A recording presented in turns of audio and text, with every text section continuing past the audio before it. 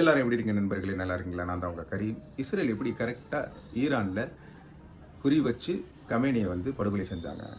அவர் ஒரு மீட்டிங்க்கு ப்ரேயர் ஹாலுக்கு போகும்போது இங்கே தான் இருக்கிறாங்க அப்படின்னு கன்ஃபார்ம் பண்ணி இஸ்ரேலும் அமெரிக்காவும் இங்கே தான் இருக்கிறாங்க, இப்போ நம்ம அடித்தா கரெக்டாக இருக்குன்னு சொல்லி 30 குண்டுக்களுக்கு மேலே போட்டு அவரை படுகொலை செஞ்சுருக்கிறாங்க.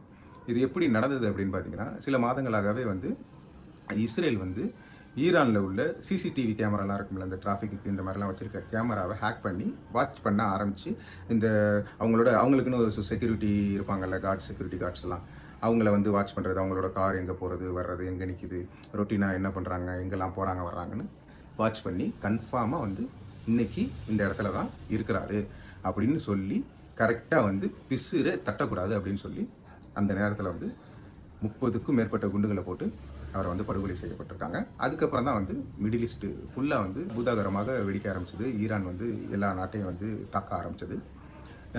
இப்போ பார்த்தீங்கன்னா நிறைய பேர் சோஷியல் மீடியாவில் அந்தந்த நாட்டில் நடக்கிற விஷயங்களை ஃபோட்டோவை பதிவிடுறீங்க.